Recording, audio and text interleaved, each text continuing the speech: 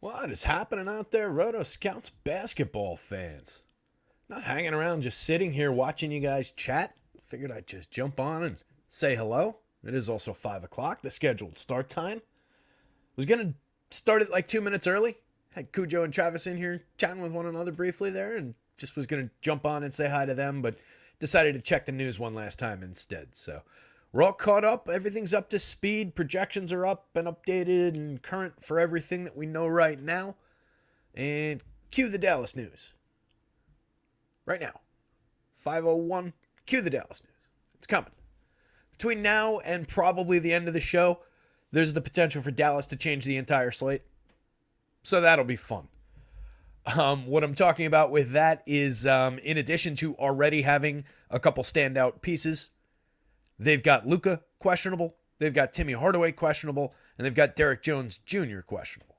If all three of those guys don't play, it's going to be a total free-for-all in terms of cheapo minutes, in addition to Dante Exum, who already looks pretty terrific on both sites and is one of the leading players on both sites. It's probably going to become like Seth Curry Day and Jaden Hardy Day and all kinds of ridiculous nonsense that we know is probably going to fail us like it did last time. So that'll be fun. Let's hope all three of those guys play. If all three of those guys play, Luka looks, like Luka, very high end, showing actually decent returns because there's a decent amount of value already on this slate and the stars are doing well. But if they don't play, it's a complete mess. Hardaway looks like Tim Hardaway, never my favorite player to get to. And then Jones was actually picking up a little bit of value in Sims, if I'm remembering correctly too. So potential to lose a few important pieces of the slate or gain, depending on how you look at it. I'd rather have Luka and the other two, and not have to worry about the low end value guys because we've already got, like I said, some value on the board. We're showing a lot of win rates around a lot of key star players. It's a really interesting looking little 5-gamer. So I'm excited to be here to talk about it. Say hi to everybody. Cujo Blue, first one in the door as usual. Hope everyone's having a good day. Right back at you, pal. Some days I have a lot of time, others not so much. He's answering Travis there. Travis apparently has a sick kid. Hopefully the kid feels better soon, Trav. But always nice. Be able to use that as an excuse to stay home and do some DFS all day and hang out and watch some TV or something. Not bad. What does that involve? Like the kid's asleep most of the afternoon, not feeling well. You make a couple bowls of chicken soup, maybe a peanut butter sandwich. Tell them to feel better and that you'll be there, and then you're just downstairs looking at DFS and watching the tube, right? Seems like what my old sick days were when I was a kid anyway. Chan's here. What's up, Chan? Chan says, what's up, y'all? No games for me tonight, but we'll tune in to keep me company. Chan's a good dude. Chan is one of the minds behind AceMind, acemind.io, our source for Sims. That's where we go for Sims. They've got an optimizer over there. I strongly encourage you guys to check them out if you're looking for Sim tools. We've got Matthew Patterson here. We've got Del22. Who else is here? Jake Swales is here. Money Crockett is here. Steven Leibowitz is hanging out. Fanatic. What's going on, Fanatic?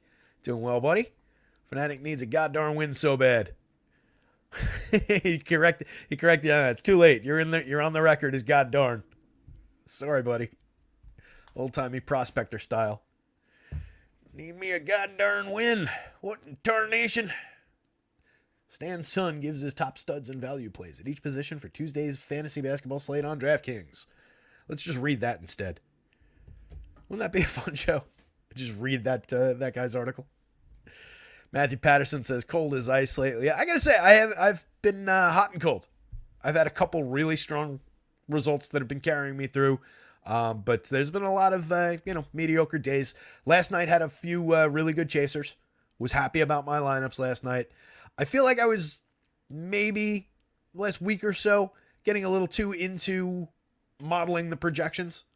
I did the big update and I wanted to make sure that like everything was in line. So I might have been getting in there a little bit too much the last couple of days.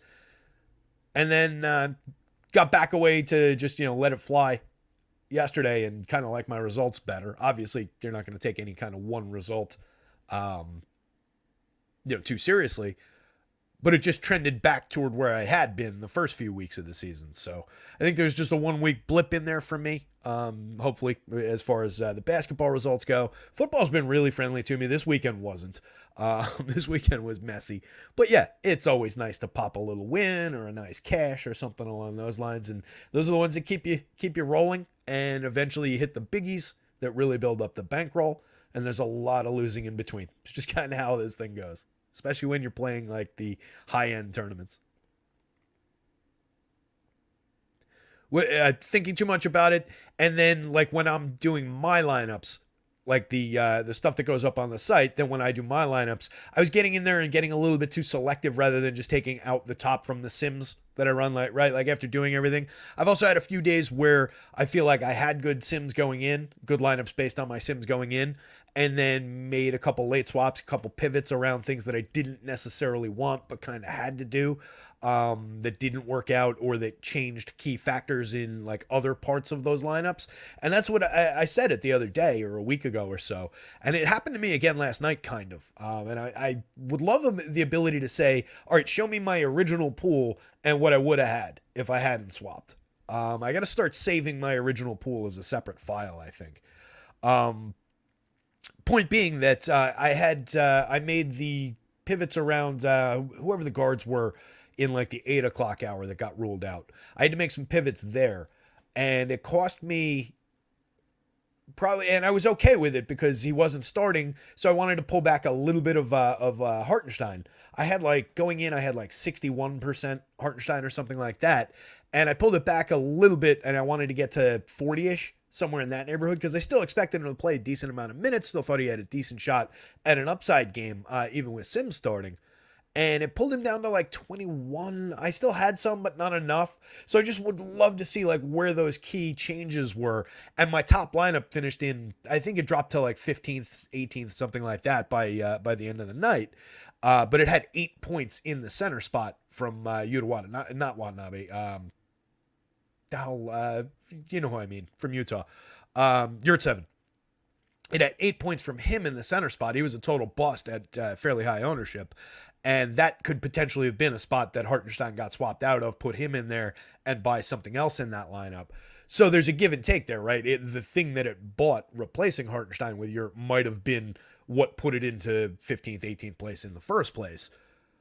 But would have been nice to, see that, what was that change. And I would really love the ability to have a little bit more control on late swaps.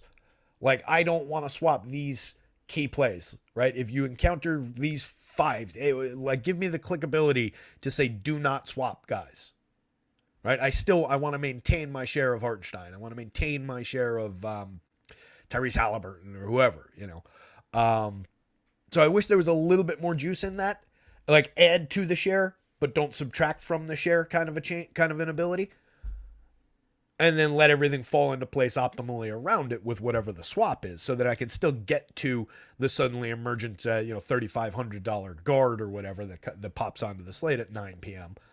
I still want to be able to grab 80% of him if I can, and let the changes drop into my lineups.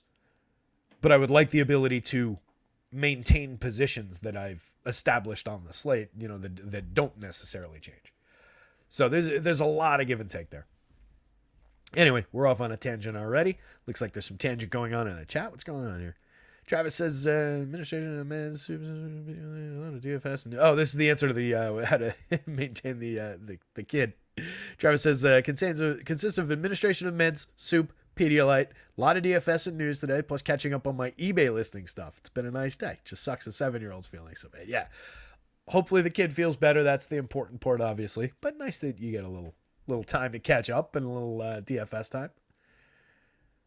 Matthew Patterson makes serious cash on college basketball if you ever want to pick. Not sure if you bet. Yeah, I've seen Matthew Patterson talking about succeeding in the college basketball slates lately.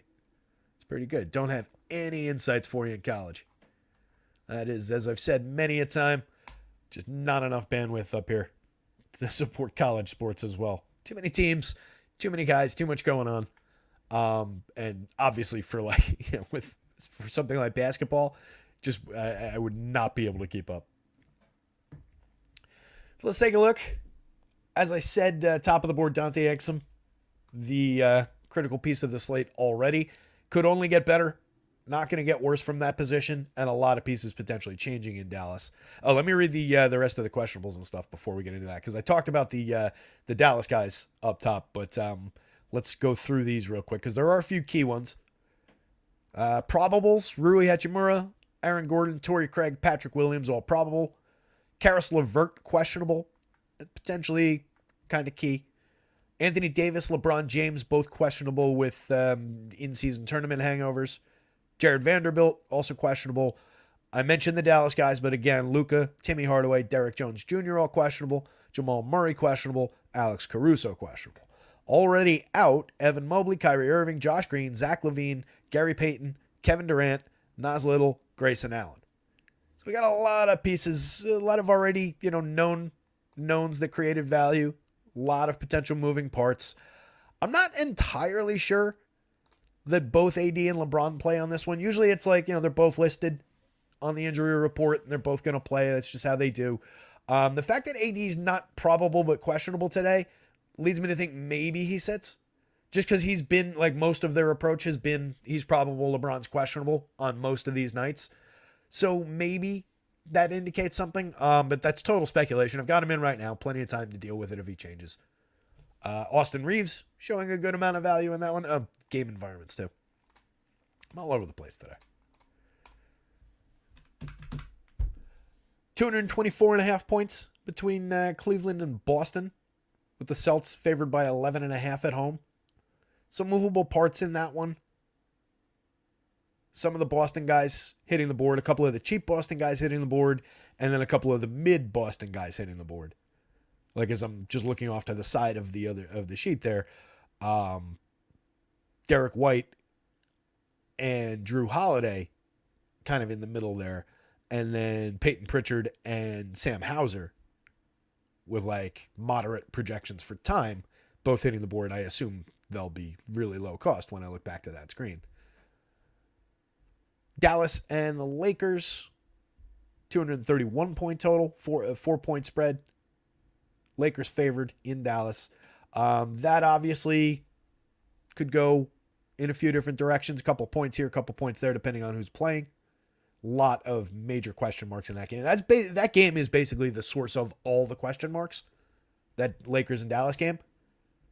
Right, we've got the three key guys from Dallas, and then we've got LeBron and AD, all questionable. Should be fun. We're going to get a Lakers Mavericks game that has like keys around to Dante Exum and Rui Hachimura. It's going to be so dumb. Denver and Chicago, 220 point total, 7.5 point spread. Denver favored in Chicago.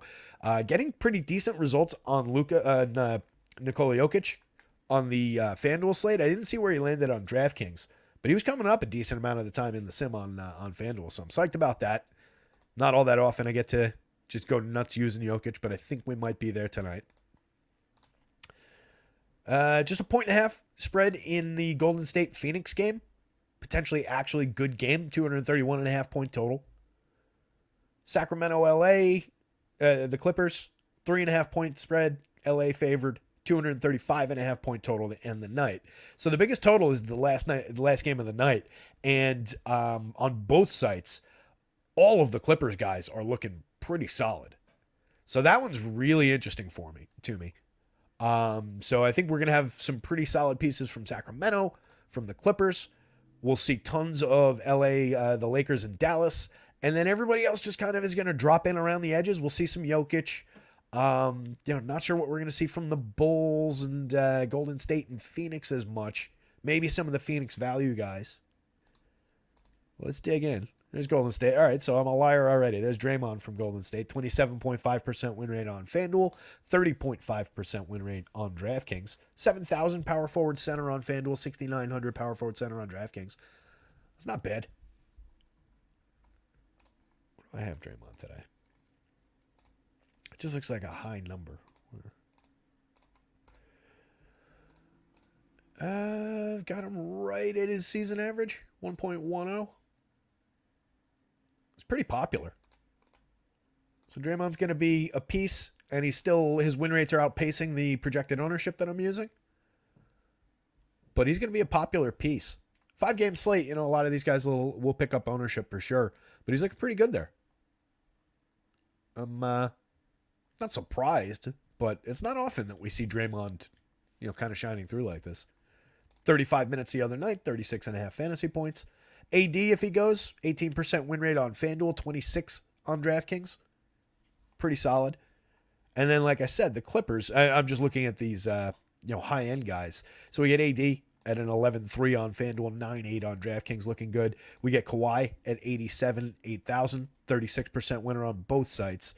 We got Paul George at 85, 84, 26% winner on DK, 35% winner on FanDuel. Zubac, there's Harden, 8,000, 31% win rate for Harden on FanDuel, 15% call it on DraftKings. So all three of the Clippers guys are showing pretty decent amount of value. I know I've been saying I kind of want to get them separated. I want to get one or maybe two. But tonight we might end up with lineups with all three, especially if it becomes a night where it's like these three stars and then a bunch of scrubs and mids from a lot of these other teams. D'Lo showing some value here, 24% winner on both sites basically. 6,600, both guard spots on FanDuel, 62 point guard only on DraftKings. Julian Strother, just a price-based play on DraftKings. Multi-position eligible, 3,500, pulling a 23% win rate with a 13-point projection. That is purely on virtue of being a $3,000 guy. DK's shaped this way this year. They're really pushing these minimal minutes, $3,000, got to get this right value plays. And it's not just created by, it's not a situation where it's really, $3,000 guys being thrust into value by stumbling into starters minutes. Like Julian Strother projected for 16 minutes tonight, 13 fantasy points. Peyton Pritchard, just 20 minutes. Plays 20 a night, 18.5 the other day, put up 10.4 fantasy points. He's got him projected for 15.1. He's a 0.75 per minute player. But just on virtue of being a $3,800 point guard on DraftKings, he's coming up 19% of the time and winning lineups. That's a big deal. On FanDuel, he's coming up a little bit, 4.5%. Strother's not coming up at all at the small forward spot for 37. But Pritchard for 41 hits the board a little, 4.5% win rate. But he's, potentially crucial on FanDuel. If he manages to find a few additional minutes, forget it. Grant Williams, 11.2 on FanDuel, 18.9 on DraftKings. Cheap power forward, 47 on both sites. It's interesting for the same money he's coming up with a stronger win rate on DK. I imagine just a matter of where other people fall positionally. Malik Monk looking to do it again. 40% win rate on FanDuel. Went out and put up 37.9 in 28 minutes if you didn't have him last night. Came through the sim today on DK, 16% winner. 6,100 both guard spots over there. Still just 5,600. Very cheap, potentially critical piece in that late night game. I kind of really like this Sacramento Clippers game. I imagine everybody does. I don't think I imagine I'm not on a limb there. What are the relative total ownerships, let's say. Yeah, so Kawhi, Paul George, Harden, Zubac, Keegan Murray, Trey Lyles. They're all pretty popular in this one. Malik Monk, not so much. I like that Monk play. Nobody really got to it last night. He was 7-ish% owned, I think. On FanDuel, anyway. I kind of like that spot again today. Max Strus pulling a 27% win rate on FanDuel, 14.9 on DraftKings. Harden we touched on, but again, looks very strong on FanDuel. About half the win rate on DraftKings. He's only one position on DK for 78, point guard only. 8,000 shooting guard, point guard on FanDuel. Gives him a little bit more flex. LeBron at 10-1, 16% winner on FanDuel, 13% winner on DraftKings. You see what I'm saying about a lot of the stars and a lot of the higher-end guys are landing with pretty solid win rates today? Even when you get down here, 12-4, 12-3, Luka and Jokic. 10+ for Luka, 15.6 for Jokic at 12-3 at center on FanDuel. You don't see that a lot. He's always a good play, but I'm usually talking about, all right, he's a luxury item. He's got a 4% win rate, but he gets you there and he's worth it. Today he's looking pretty fantastic. Both hovering just below 10% win rates for 11-8, 11-9 on DraftKings. Also very, very playable.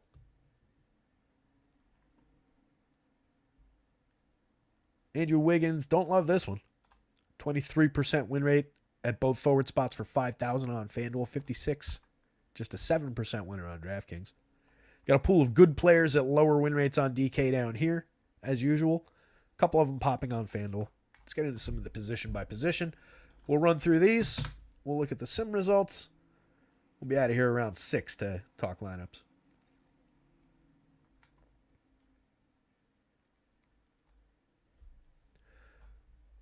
Yeah, Matthew nails it. 7:30 start today too, by the way. So even more time to wait on news. But there's a bunch of news that's going to potentially shape the slate. Jake mentions if Murray sits, Strother should have minutes. He'll definitely pick some up in that situation. Matthew, you're thinking Luka and AD sit. Interesting. I don't know. Luka's live to play just because they need some. If they don't have Luka today, I mean, they're really going to be running thin. They'll just be punting the game, basically. Or it'll be one of those ones where the Dallas Scrubs go out and wax the Lakers by 15 points for some reason. NBA is so weird that way sometimes. So we went through some of these guys already. Obviously, Dante Exum at the top of the board. 33 minutes right now, and again, could only go up from here. Shooting guard, point guard on FanDuel, 6,100. On DraftKings, point guard, small forward for 57. 50+% win rate on both sites.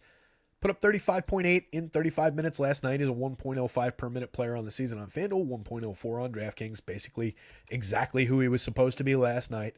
The potential to go out and do exactly this over again, maybe underperform it by a couple of points, maybe overperform it by a couple of points. We're still really looking for, this is right around, I've got him, his mean is 33 tonight in 33 minutes. So this is right around a mean performance. We're looking for him to do better than this, obviously. The most likely outcomes are he's going to be between, let's call it 28 and 38. But we want him in the 40s. He's got that upside. If the other guys don't go, he's definitely got that upside. He's going to have it. But in this situation still, I do think that he is a critical piece. It's obvious from the win rates. It's obvious from the points per dollar. And there is downside, right? He's not LeBron James.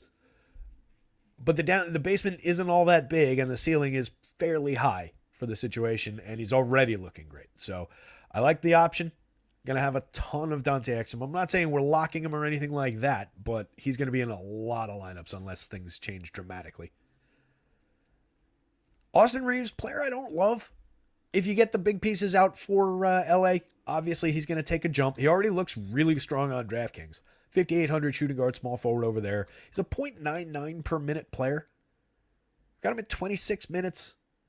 The other night he went out, played 23-2, and put up 34.5 FanDuel points. He's playing about 30 minutes a night. So I could give him potentially a couple additional minutes. We would get him a little bit higher. On the FanDuel slate, he's 9% winner. If we look at the season long,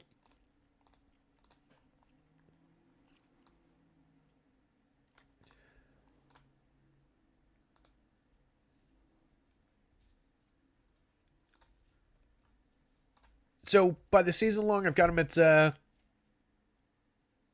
well ahead. I've got him at 1.01 per minute.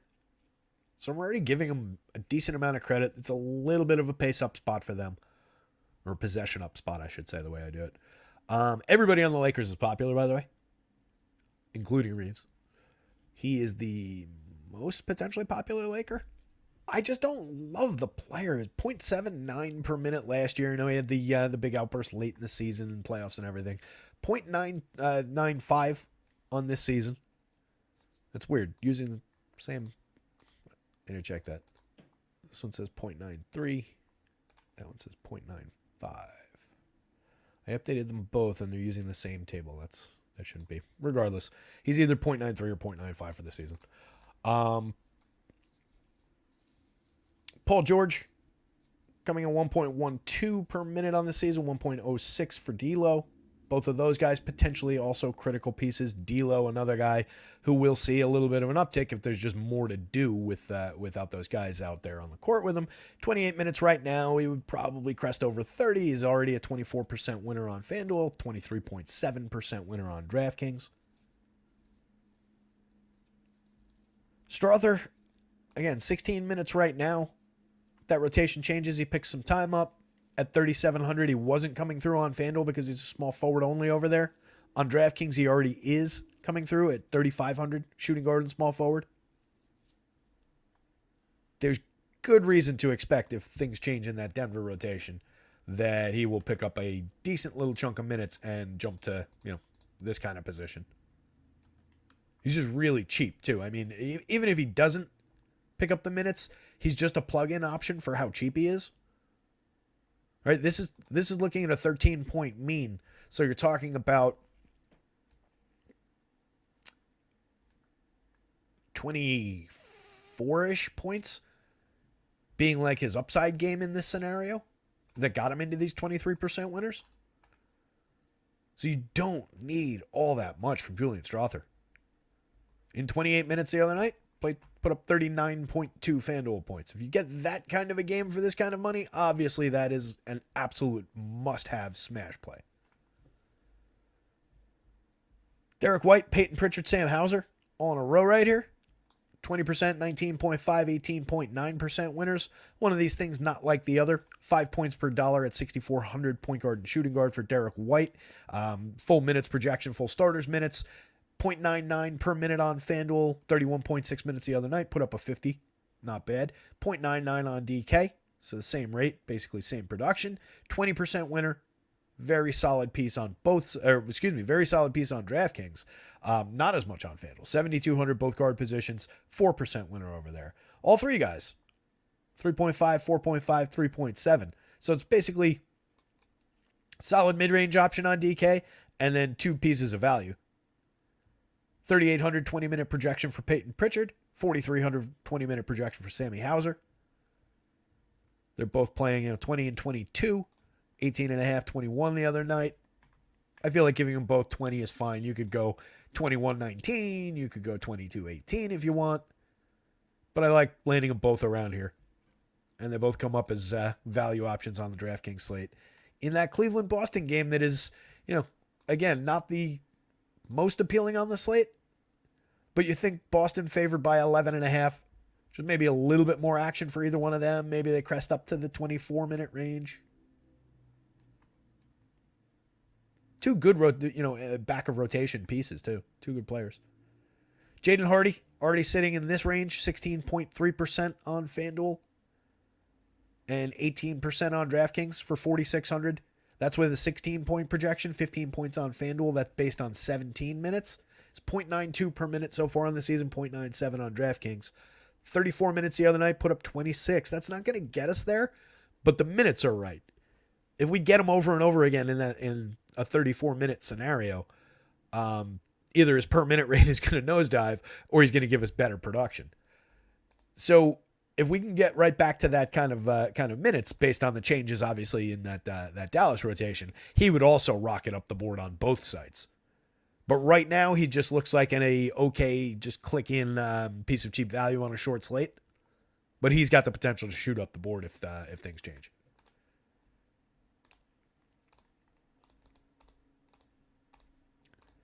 Got Hardy at basically right at his season 0.92.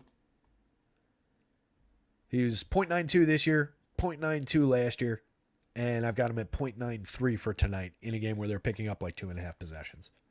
I feel like that's fair.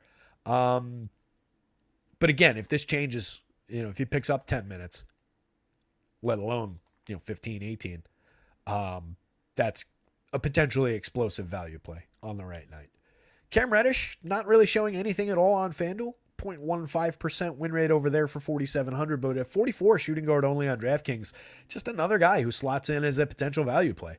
There's a lot of these 45, 44, 43, down into the 3,000 type guys tonight. A lot of pieces to work with. That's why some of the stars are really shining through. Nobody loves Cam Reddish, but a regular for them, playing 24 minutes a night overall on the season, played 23-4 the other night. Give him 29 today. We had, what's his,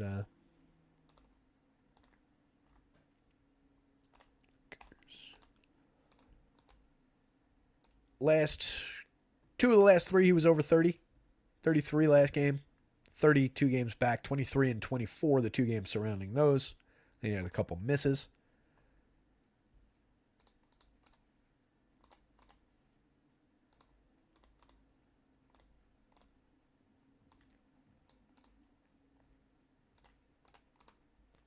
And I've got him, again, another guy like right around his numbers over the last 2 years. 0.72 in the model today.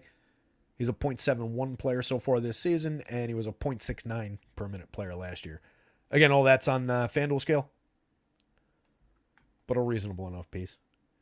Drew Holiday, 11.1% winner on FanDuel, 17.2% winner on DraftKings. Another piece from Boston that's potentially playable. He looks pretty much in line with the win rates from his teammates. Derek White, Peyton Pritchard, Sam Hauser. A little bit less so on FanDuel, but definitely playable over there. 0.9 fantasy points per minute on FanDuel, 0.92 on DraftKings, 6,700 point guard shooting guard, 7,000 point guard only on FanDuel. That takes a little of the luster off the lack of multi-position over here. I don't really care about the price as much. It would be nice to have him be able to be flexible between point guard, shooting guard, especially with so many multi-position options through the shooting guard position on FanDuel. You just get so much overlap with that doubling with both point guard and small forward, and needing 2 of them that so many guys rotate through there that not having it loses value for some of these guys. Monk I talked about, but again, on FanDuel, looks like an absolute go-to value option and doesn't seem like he's crazy popular. And then on DraftKings, very, very playable. 16% win rate, 6,100 point guard and shooting guard. One more time, 37.9 FanDuel points in 28 minutes last night. Has that kind of upside. And that's a game I want to have pieces on both sides because the Clippers are looking really strong. So I want to have some options from Sacramento to support it. You got Kevin Huerter sitting here. 17% win rate on FanDuel for 5,400 shooting guard small forward. 5,700 shooting guard, only just a 7% winner on DraftKings, 10 percentage points worse. But I think he is still a very playable option over there from the mid-range. You just have a lot of cheaper guys in the mid-range over there, low 5s, high 4s that are filling in some of that win rate. But he's right there with all those guys. He's got a very solid and regular expectation of minutes. It's just every now and then he'll go out and give you something like 17.1 minutes, 8.7 fantasy points. Karis LeVert, if he plays, looks like Karis LeVert across both sites. Sub 10% win rates, but pushing 10% on FanDuel, 6.9 on DraftKings. A playable part as usual. Alex Caruso, a little bit better on FanDuel, 16.3. Didn't go last night. Probably going to go tonight. I would imagine they were just holding him out first night of a back-to-back. Norm Powell looking like a playable part from the Clippers. 4,900 small forward and shooting guard on FanDuel, 13% win rate. Put up 30.1 FanDuel points in 25 minutes. Not bad. 6.3% winner on DraftKings at same positioning, 5,200. Probably not the greatest play over there. A playable part for sure, but I expect that with a lot of attention on that game, he probably gets owned at or above this level. So he's probably just a okay plug-in part, but not a space that's going to gain you an advantage anywhere really.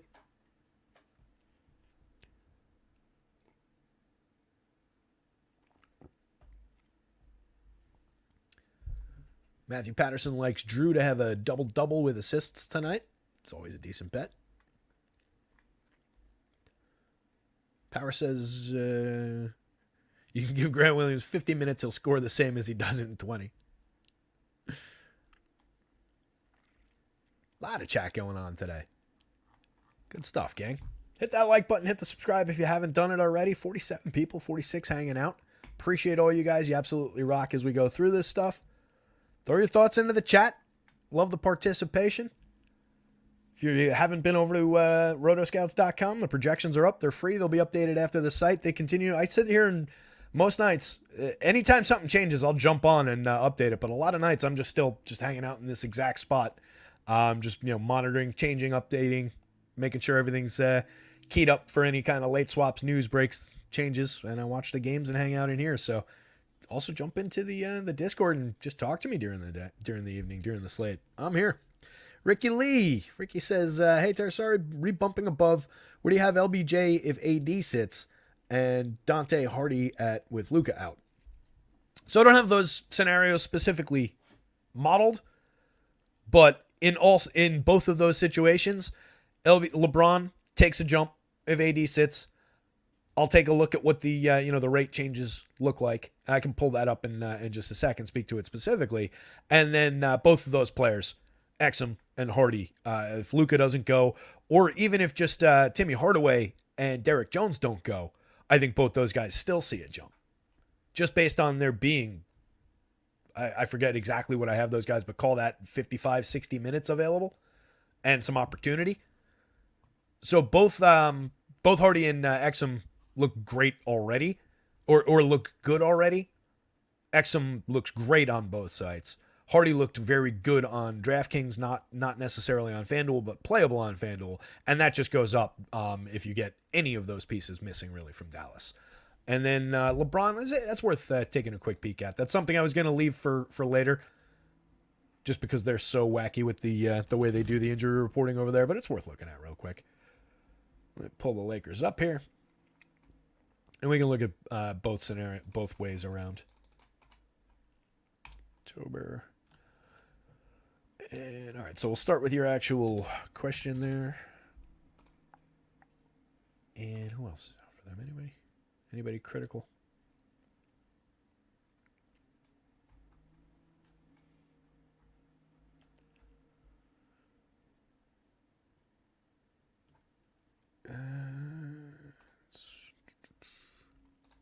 That probably doesn't matter.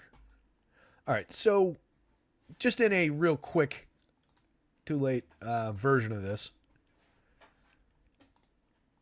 Pull this up.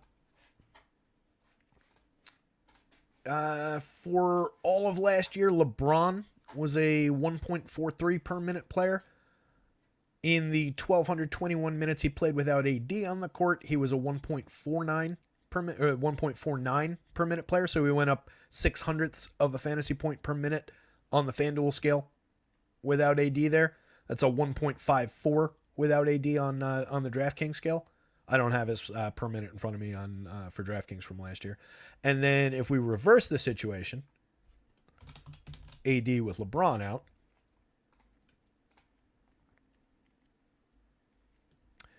last year across the full season, AD was a 1.52 per minute player.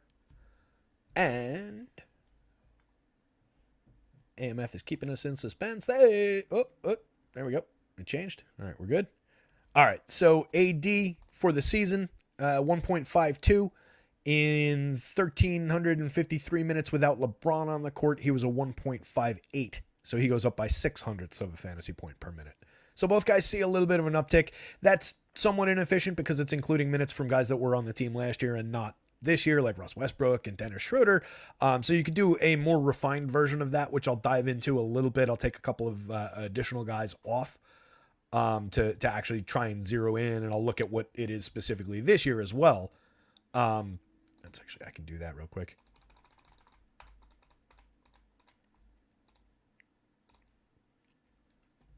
Change the time frame.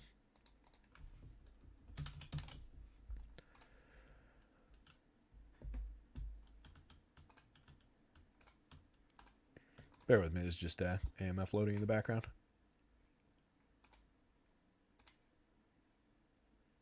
This year with no LeBron, 253 minutes, AD's been a 1.44 per minute player.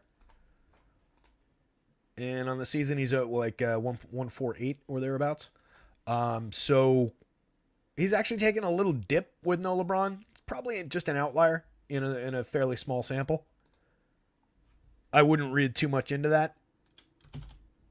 And then LeBron this year with no AD.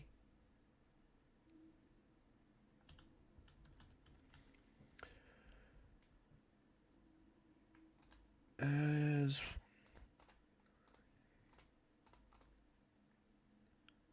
LeBron goes up by a full tenth of a fantasy point. He goes from 139 for the season to 149. So LeBron maintains his bump and actually gains even more bump than he did last year by a little. We're talking about decimals here. But so far this season, LeBron has been the better of the two with the other one out.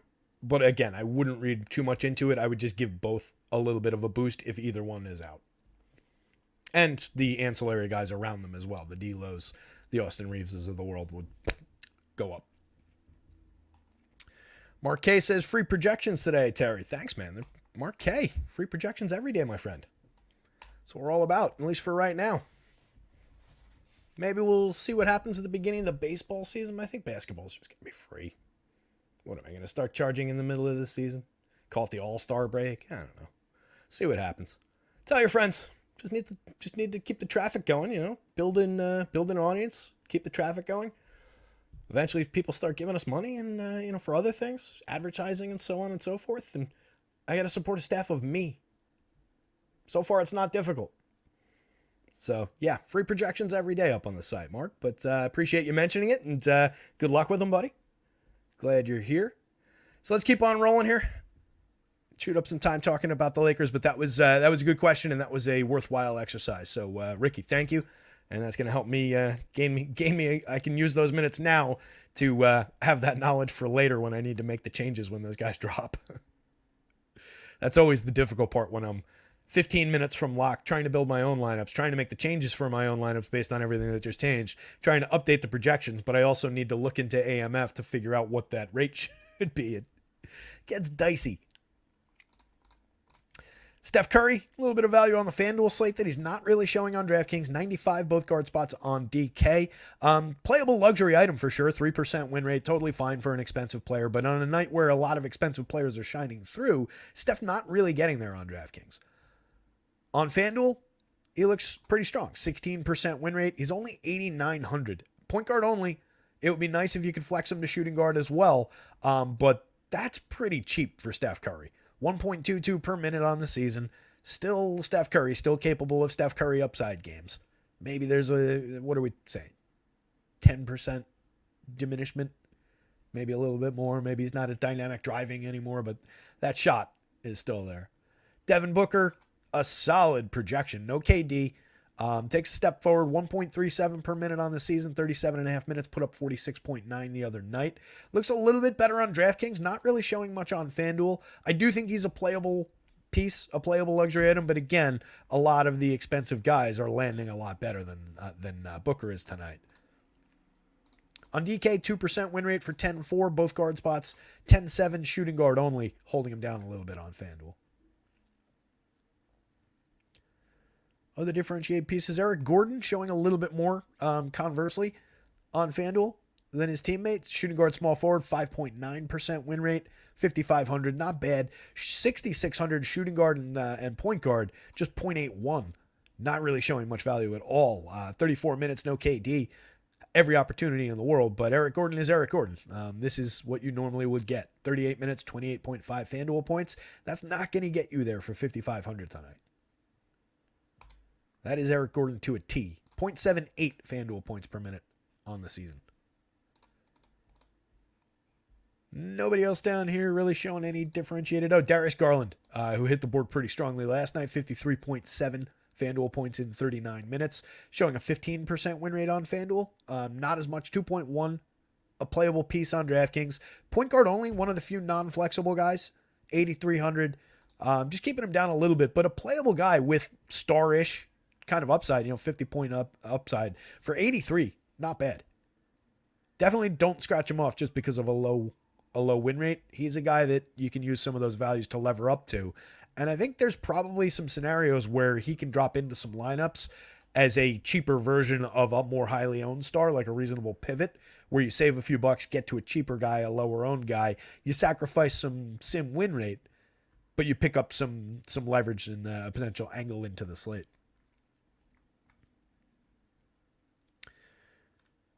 Beantown says Green and Saric in the same lineup viable. Can't seem to get away from it on FanDuel, both in the power forward position. Well, that's a good cue to jump to forwards. We'll see how they look, my friend. Draymond looked great. Draymond's got a 27% win rate. We talked about him earlier at the top of the show. It's Saric that I'm not sure where he's going to be. There he is. Saric is pulling just a 0.24 on FanDuel, buddy. So I think maybe we could do a little better. 5,400, 21-minute projection. I think we could probably do better. I don't specifically have a problem with it on a 5-game slate, but I don't love those two guys together. 5-game, you could probably get away with it, but 5-game is also like the borderline of like there are a lot of pieces and you know, obviously millions of potential combinations on this slate. You could probably do better, and I think we could probably find it pretty quickly. 54, and you're talking both forward spots. I assume you're doing that because you're at exactly that salary, but I mean, you could go in directions like Dean Wade for 43 is pulling a 15% win rate, and you're picking up $1,100 by doing that. You could go to the Grant Williams play, 4,700, just a 19-point projection, but he's only 4,700, 11% win rate, and you're saving money there. I don't know that I would pivot that to Strother, at least not yet. Oh, he's small forward only, so you can't. If you can find a few more bucks, 300 more for Patty Williams, 23% win rate. That might be your most viable if you can manage to find 300 more. That might be your most truly viable guy. 42 for Taurean Prince, especially if one of the other guys doesn't go. I think you could see additional value for Taurean Prince. At a 14-point projection in 25 minutes, he's already pulling a 9% win rate. We're talking about a 0.56 per minute player on FanDuel, 0.57 over on DraftKings. He's a 14% winner over there. So he's already showing just price-based value. But if he picked up a little bit, he would gain ground as well. I do think you've got a lot of viable options. Keegan Murray for 200 more looks pretty good compared to Saric, 25% winner if you can find the 200. What I don't have is a direct man for man. Karis LeVert at 53 is a. What about Andrew Wiggins, 5,000 on that same team? Same position, same team. He's pulling a 24% win rate. I would greatly prefer Wiggins and Green just on a minute's expectation, if nothing else, than Green and Saric. And you get Wiggins cheaper. I'd rather pay 5 for Wiggins. Was I looking at that right? Where'd he go? Yeah. I'd rather pay 5 for Wiggins, bad as he's been, I think, than 54 for Saric. Yeah, I do. And as Matthew Patterson points out, I like the Keegan call. I do prefer Keegan Murray in that situation. If you could, it's just that he's 200 more, where Wiggins is 400 less.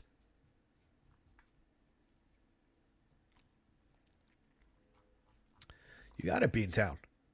It's a good way to just quickly break through some of those FanDuel plays. But let's start back up at the top. Dante Exum, again, on this board also because he's got small forward eligibility on DraftKings, just unique flexibility. So one more time, Dante Exum looks phenomenal on both sites at all possible positions.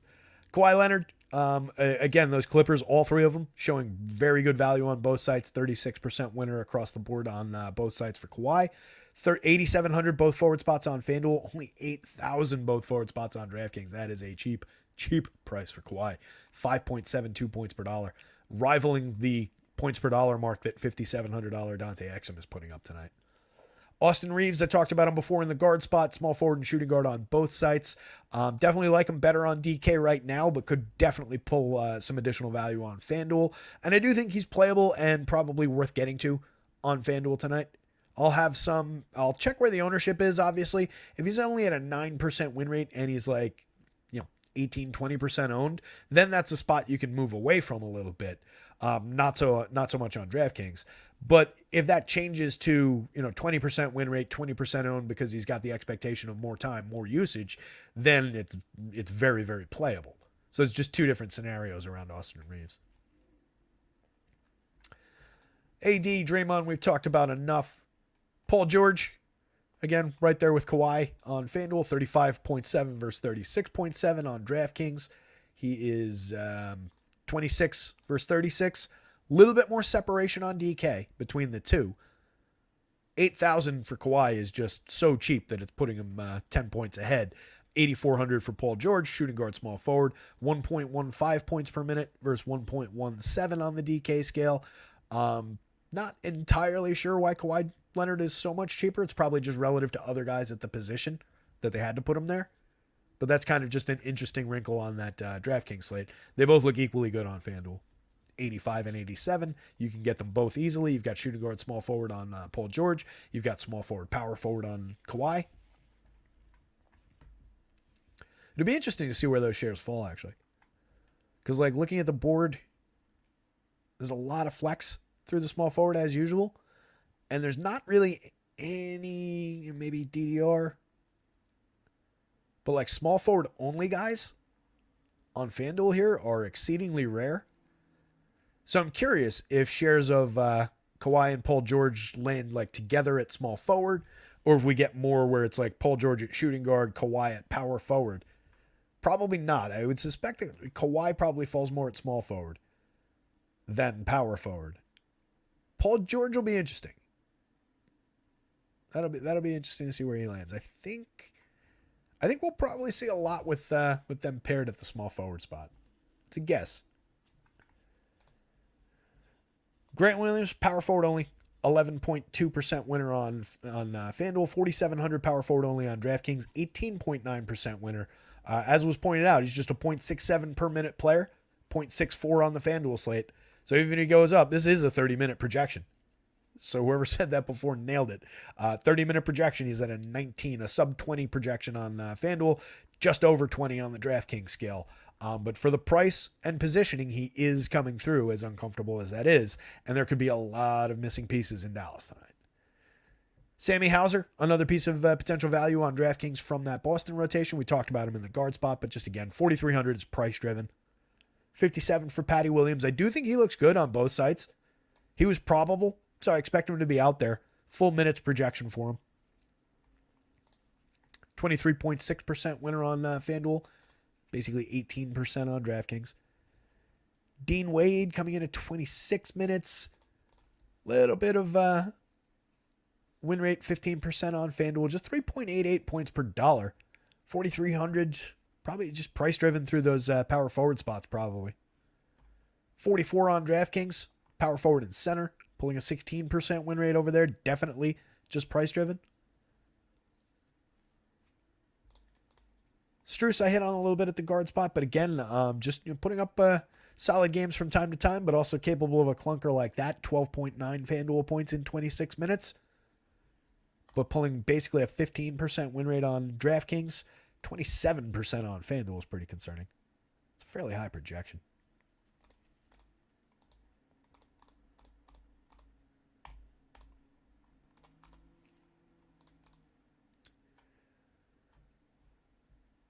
Where are we on Strus? Kind of right on his season-long production. I could lower him a little. I could put a thumb on the scale, and this is kind of what I was talking about at the outset with getting in here and looking a little bit more into, like, after I update it and we get more of this year into what actually gets modeled. I was getting a little bit concerned about guys like Max Strus, who were out to great starts this year. He's been at 0.85-ish. For last year, he was a 0.71 player. So you could make the argument, get in there and shave 2-ish points off of Max Strus. Like if I did that, he would go to... If I took 2 away from him, he would become 0.80. If I took 3 away, he would be 0.77, which is like more in line with last year's expectation in a game where they're basically flat possession-wise against Boston here with a non-totally appealing total. The number we're using right now, the 0.85, it's got him right at his season long number. I think I'm okay with that. He plays a lot of minutes, 34 minutes a night, basically 35. Got him at 34 minutes. I don't love that he's a $6,000 player on FanDuel. and still pulling that win rate, 6,400 on DraftKings. But I think the projection's justified. But that's kind of what I was talking about, where, after the first time I ran the update to pull even more, it's a gradual progression of stuff. But now the model's basically a lot driven by current year and then just some history being informed to set thresholds for these guys. But guys like that, there could be an argument to put the thumb on the scale, but that could influence too much the outcomes of these things. Luka will play. Derek Jones is out. Okay. No word on Timmy Hardaway yet?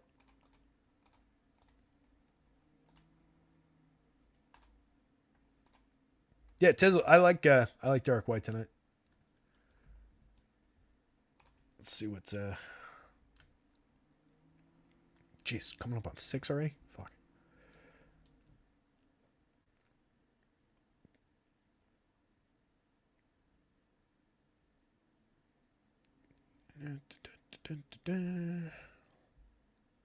Nothing on Timmy Hardaway yet. All right, so that just popped open. 29 minutes already for Dallas.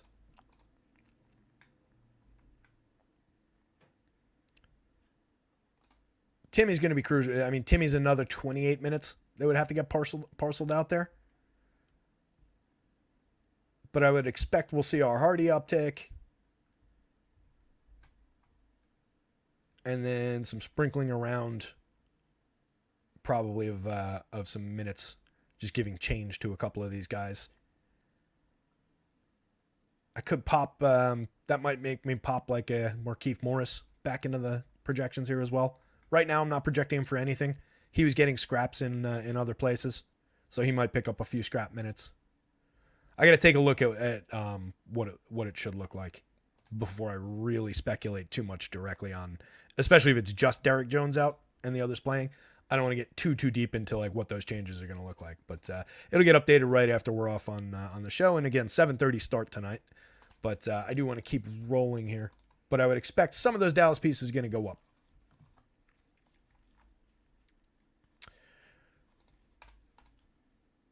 Let's see, where are we here? So obviously scratch Derek Jones. He was looking very solid, 18% winner on FanDuel, 15 on DraftKings, but we're losing that piece. So a lot of that's going to push to the other Dallas players. That's right. I was talking about Max Strus there. So Strus was, is showing value. Maybe some of that goes away around some cheaper options at these positions now too. Keep an eye on that. LeBron looks like LeBron right now. If no AD, he goes up. 16.8% winner on FanDuel, 13.5% winner, both forward spots on both sites. 97, cheap for LeBron on DraftKings. 10-1 on FanDuel. Definitely very, very playable and already kind of a go-to star caliber option and gains a lot of ground if we get no AD.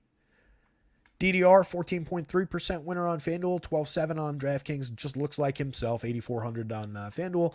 Both forward spots gives him a little bit of flexibility on DraftKings for 82, but we've got a lot of guys filling those positions.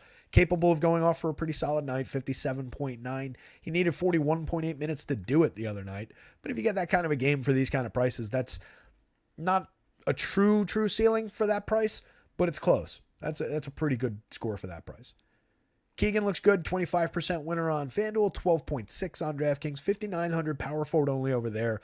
Like the flexibility, like the cheaper price, pushing him up on FanDuel. 0.83 per minute on the FanDuel scale, 0.84 per minute on DraftKings. Very, very playable for the money with solid expectation of minutes. Playing 32 a night, got him at 32. See no issues with it.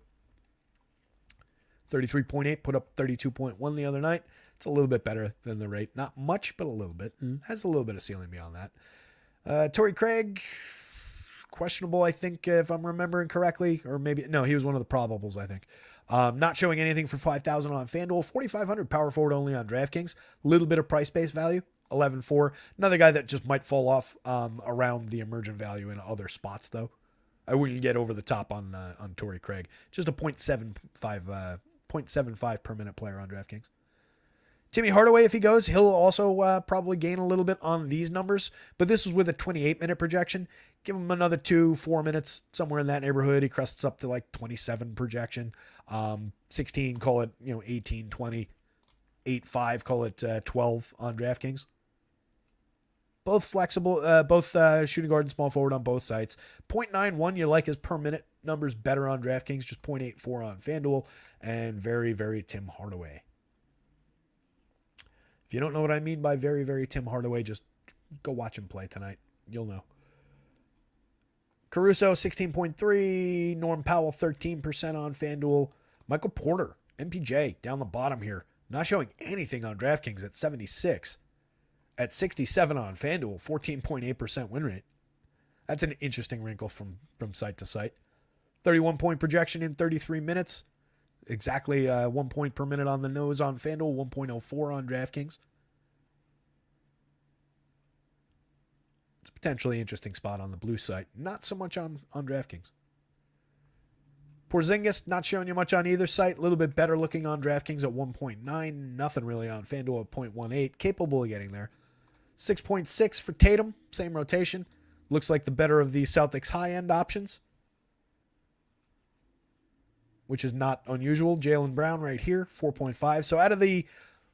Remember, I said we've got 2 like mid-range Celtics, 2 value Celtics, and then we've got our 3 star-caliber Celtics. Apologies to Drew Holiday. We've got, out of that group, we've got Tatum looking the best on the FanDuel slate at 6.6, and then we've got Jaylen, 7,900 shooting guard small forward, basically 2,000 less than Jason Tatum, is basically doubling up the win rate, a little bit more than doubling it up, 5.59. So Jaylen Brown looks the best out of that group on DraftKings. Jason Tatum looks the best out of that group on FanDuel. Everybody's got like somewhat muted projections, just with everybody healthy on that in that rotation. They're all terrific. It's a really, really good team, but nobody like really standing out outside of the the cheap guys and the mid-range guys. What else do we not talk about? So Grant Williams will probably hilariously pick up like another 2 minutes as I make those changes. Maybe, maybe not. We'll see. We'll see where that falls. That's gonna be half the slate is gonna bust around Grant Williams now. So dumb. Let's get out of the forward spot. Let's get on to center, and we'll take a look at some sims. Yo, Trey's here. Trey made it. What's up, Trey? Miss you, buddy. What's going on? You're around, though. Yeah, it hasn't been that long. It's been, what, since the weekend? Since Sunday? It's Tuesday. You just mean for being here for a basketball show? Yeah, we're casually making our way through the back end of the slate. A lot to talk about today. Bunch of people here hanging out. Had some interviews. All right. How'd they go? Hopefully well. Were they in person? Did you use AI to answer your interview questions? That's apparently the new big thing for like Zoom interviews. Just like type the question into AI and read ChatGPT's answer. Yep, we talked through very briefly, Mamba, the Luka in, Derek Jones out situation. I want to find out what's going on with Timmy before I, really, and then actually take a good look at where it should be before I really, start prognosticating about that situation now. But obviously, Luka is Luka and gains probably a little bit of value even. And then there's a downstream impact. We've already lost 29 minutes from no Derek Jones. We'll have potentially another 28, 29 minutes to spread out if Timmy doesn't play. But a lot of those value guys are now starting to rise in Dallas. Oh, that's awesome, Trey. Trey's getting his real estate license and looking to hang up his shingles somewhere. All in person. I prefer that. Yeah, I always would prefer an in-person interview. Much as like, obviously, I come across great over video. Let's not lie. You guys know. But yeah, I definitely like to shake a hand and, actually be able to look somebody in the eye and see them looking me back in the eye. Not that you don't see somebody over a Zoom or whatever, but it's just a totally different effect of in person. You get a much better feel for, I feel like it's a lot easier to hide who you are over Zoom. You get a much better feel. Yeah, Mamba, Hardy wasn't, where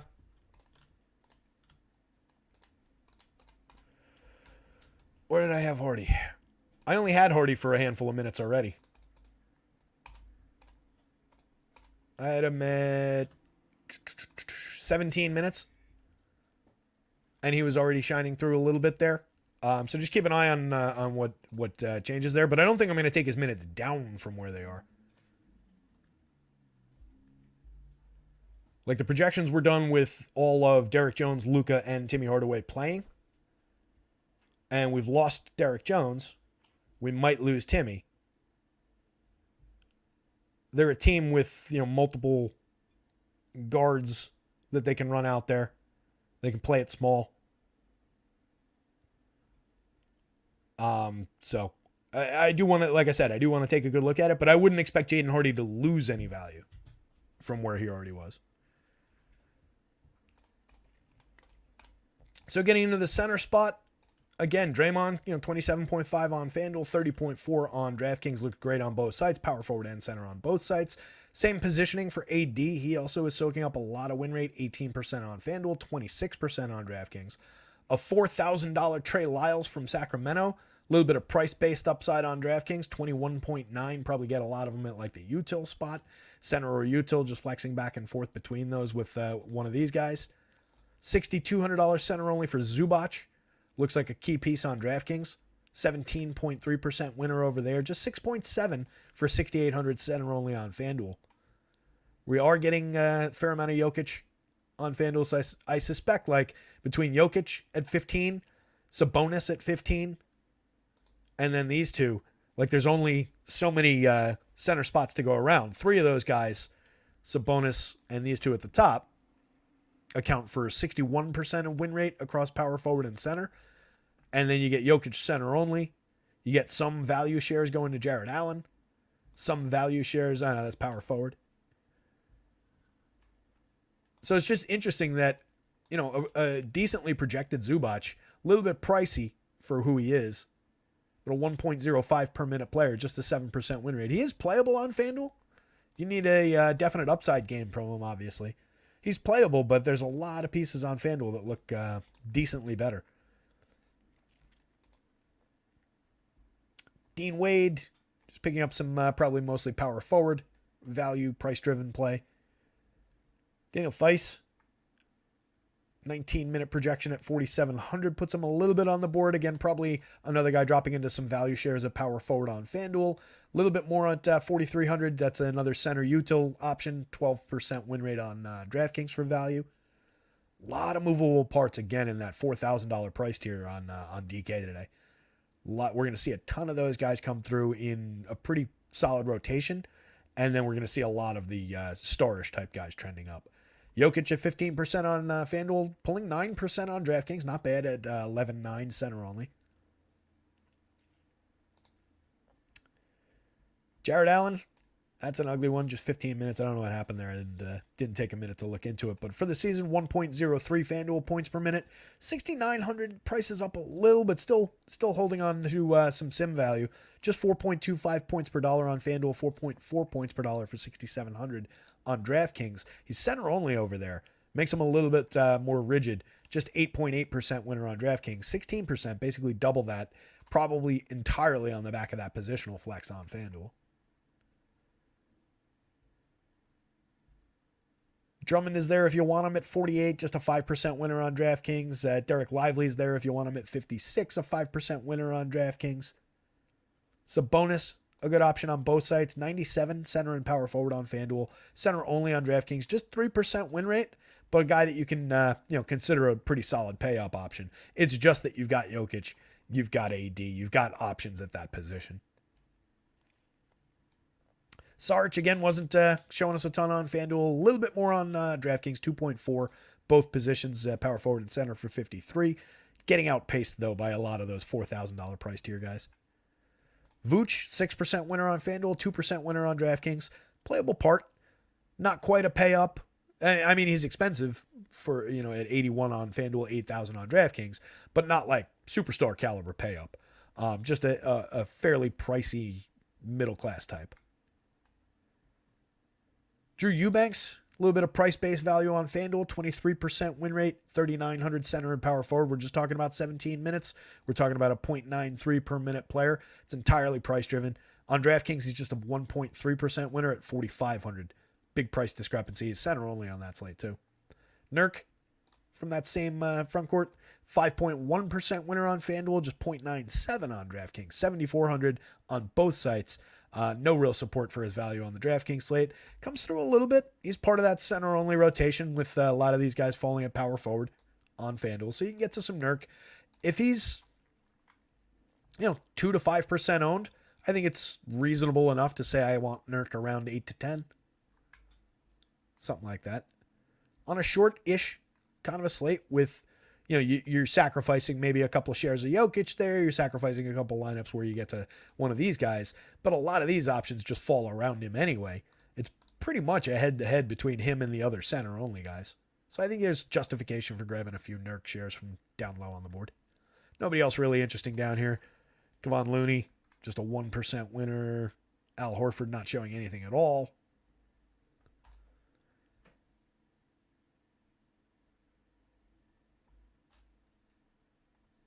Mama says Mitchell his favorite player of the day. All right, I don't remember calling his name. He's always a good option. I mean, he's a star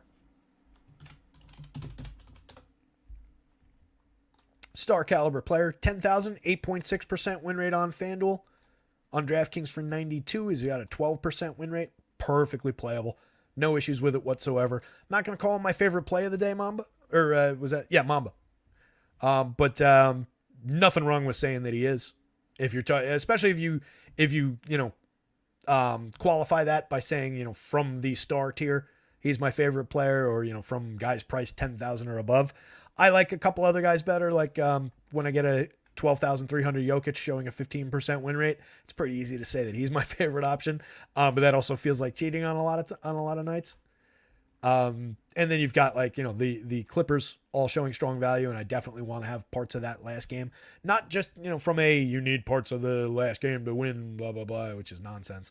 Does happen to come true a lot, but it still seems like nonsense. But you just do want to have, A, some flexibility going into the night, but B, that game environment just looks really strong. All three of the Clippers key players are coming through in strong win percentages, and a lot of the Sacto guys are as well. See where Metu lands for Beantown here. Right now, Metu's just clinging to a 6-minute projection and not showing any kind of relevance. If he had more minutes, 0.88 per minute, perfectly viable. Last time out, he did play 23, put up a 28, for example.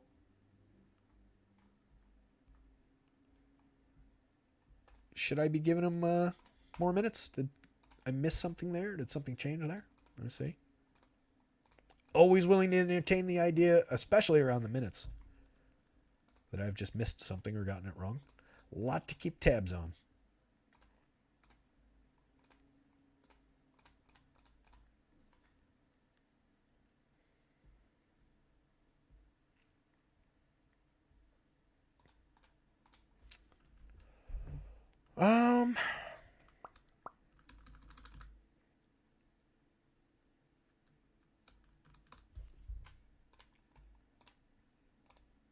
This is an exciting way to wrap up the show, having me sit here on a different screen looking into Chimezie Metu's minutes. Like I said, he did play a decent... Whoops, that's the wrong screen.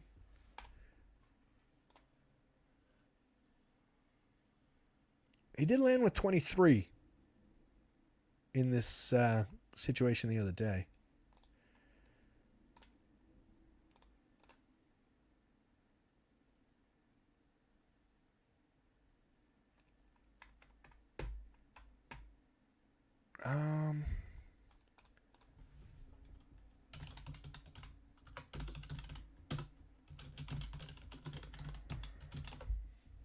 Just want to see.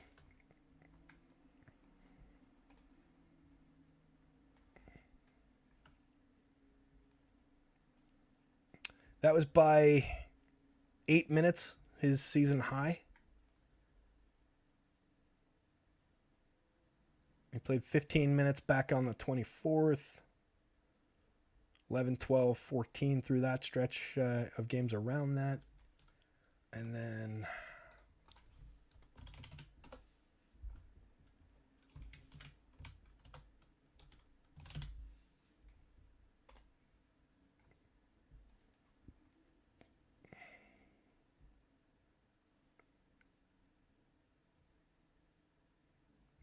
he's one of the first guys off the bench.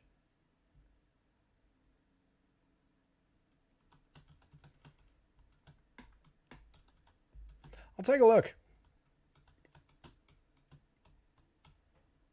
Might be worth giving him a couple additional minutes. I don't know that it makes him all of a sudden like a critical piece. I really am skeptical that I would turn around and all of a sudden give him like 20 minutes here. But there could be some justification to pull something. I mean, Watanabe also played 23 that night. Eubanks played 16. Nurk played 30. Thanks for hitting me with that question at the end of the show. Definitely something for me to look at in the next little bit as I do the post-show update of projections. As I said, I don't know that it suddenly makes him a good value play. I have issues with... Actually, let me do one more thing here.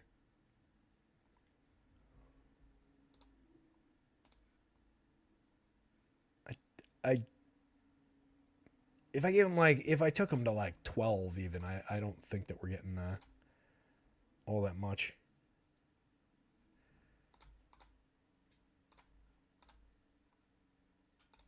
Yeah, if I double his minutes, let me just do that in the model here real quick. And let's just take him away from, let's go there.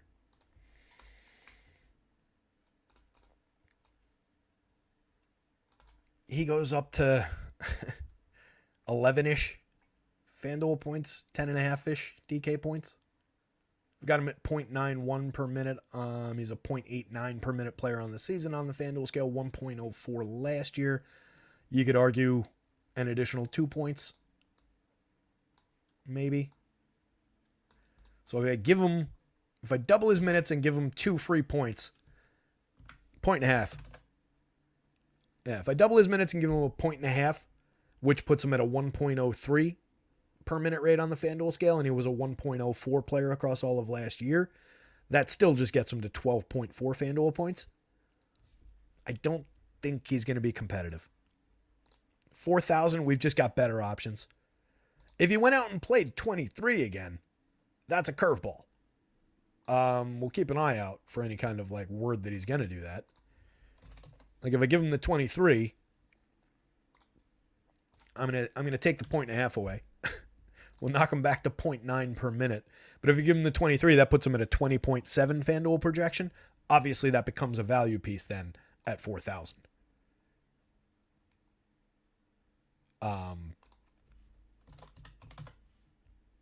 You become 5.08 points per dollar. I just don't know that there's any justification for giving him anything approaching those kind of minutes. That was an outlier so far for the season. Yeah, Power, it's the same situation, I know.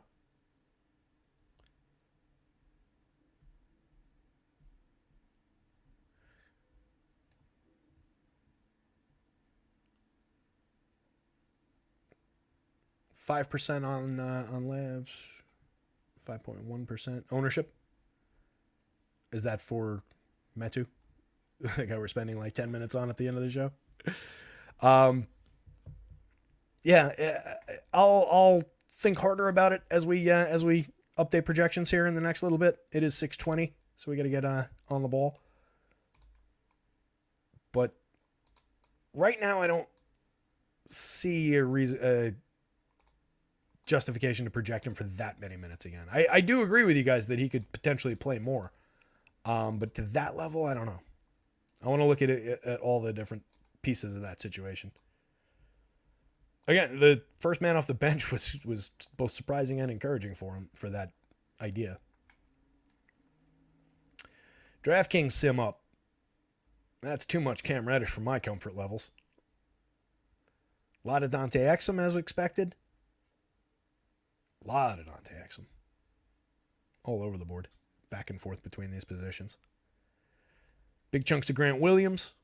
Not to be unexpected. LeBron landing in a fair amount. AD also holding up his end. Kawhi. very star-laden lineups on DK today. Just a product of it's a lot of these $4,000 value types landing in these lineups alongside the stars. Top lineup on the board, both Jamal Murray and Jokic. Cam Reddish and Dante Exum, Rui Hachimura, Julian Strawther, Draymond, Zubac.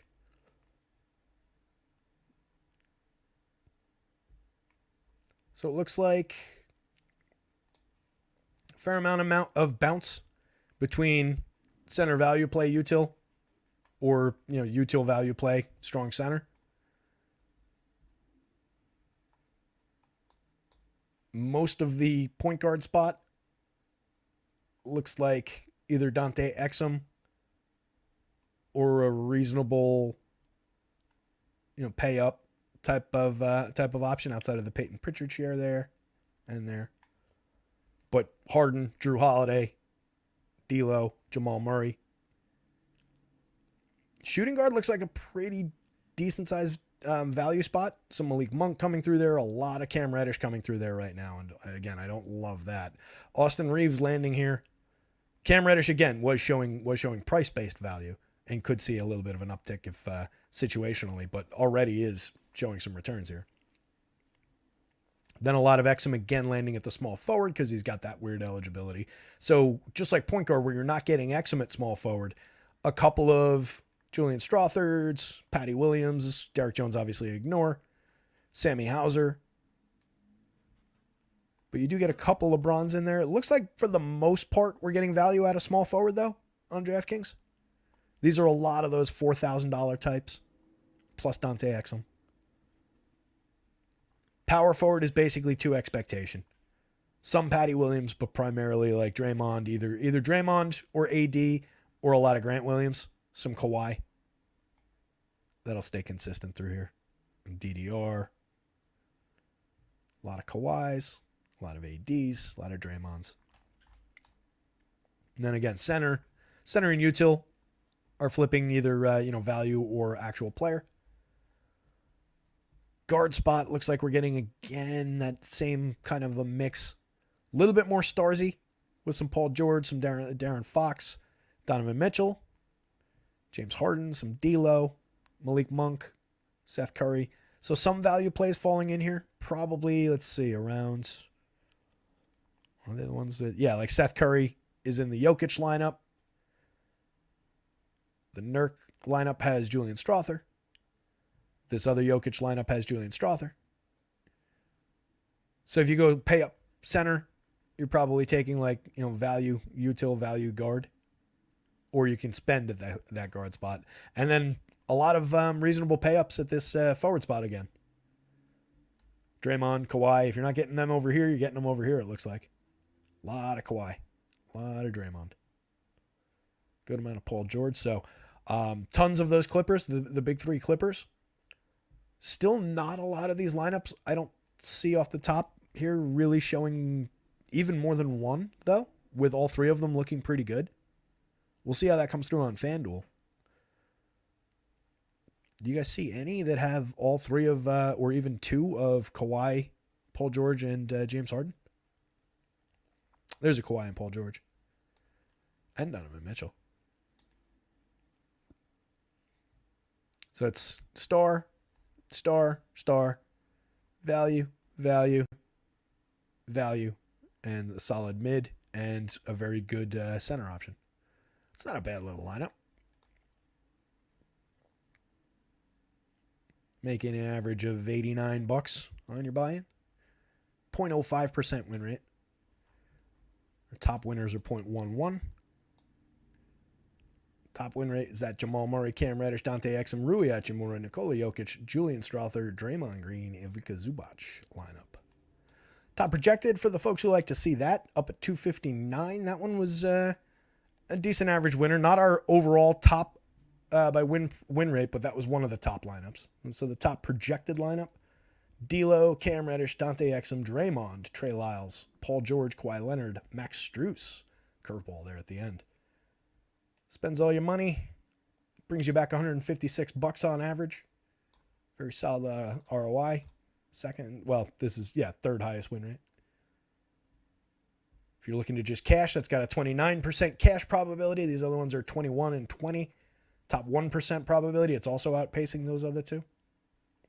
Is that our top one? Yeah, that's our highest top one. It's probably our highest cash probability as well. Yeah.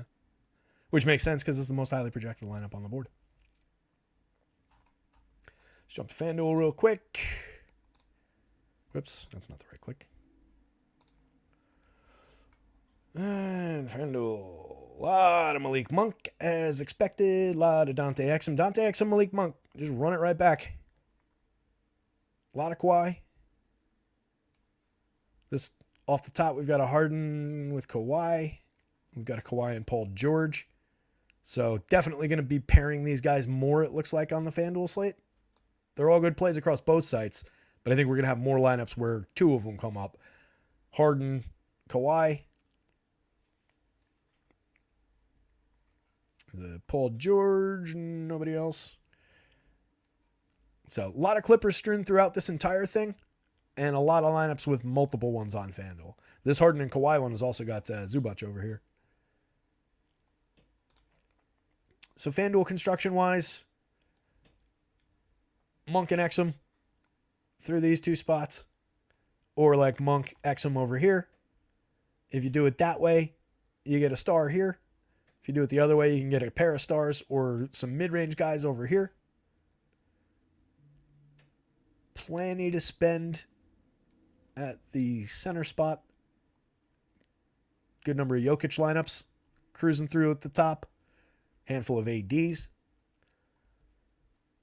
Looks like all my Draymond is falling at the power forward, which makes sense. All the Draymond, there's one. But basically all the Draymond Green falling at power forward, which makes, again, makes sense. Some Patty Williams, some Theis, some Eubanks here, some Dean Wades. Those are, just value guys.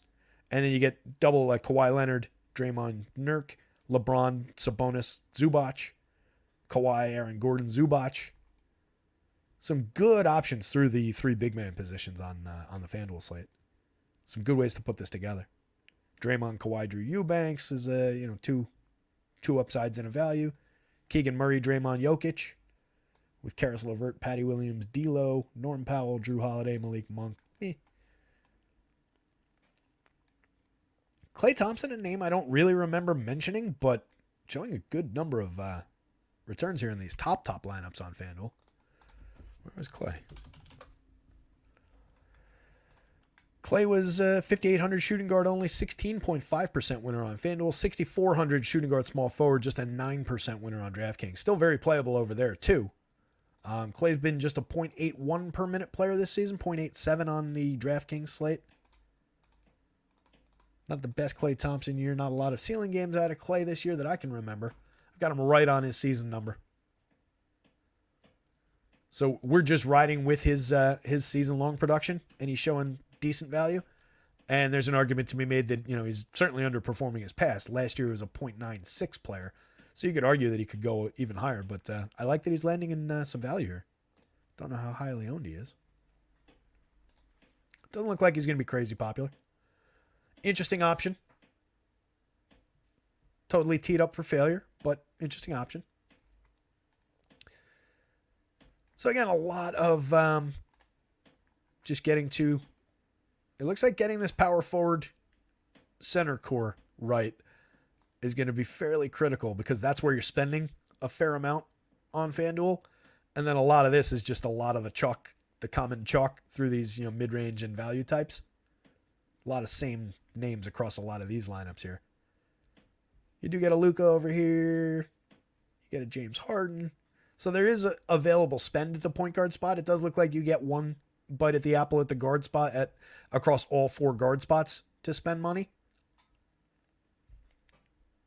Oh, that was another thing I wanted to look for was the so small forward with Paul George and Kawhi in the top lineup. That was something I wanted to look for. It does look like we're getting most of our Paul George.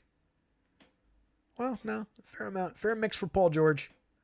And then probably more Kawhi at the power forward, I want to say. Maybe they're both just flexing back and forth. I thought that would be a little bit more stark. I thought we would see a lot more of just them paired through the small forward spot. So an interesting 5-gamer, gang. I'm going to go see what else has changed. And I am going to get everything updated on the site. Hour and a half in, 6:30. We're an hour away from lock. Seems like a good time to punch out. So be back tomorrow, Wednesday, hump day, little NBA action. Alex Caruso out. That'll be another little change there. Ooh, Jung-Hoo Lee to the Giants for 6 years, $113 million. Big-time KBO player signing with the Giants. Mike Brown beat me to it.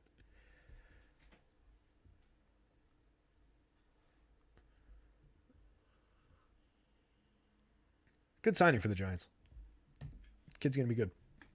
More along the lines of a good average hitter, like average line drives, good doubles type power. I don't know that he becomes a big power hitter. But anyway, thank you guys. Mama says it. Thanks again. Thank you guys. Hit the like button for me if you haven't already. Hit the subscribe. Jump into the Discord. Follow the @rotoscouts Twitter handle. Good luck out there. Somebody go win something. I'll see you tomorrow.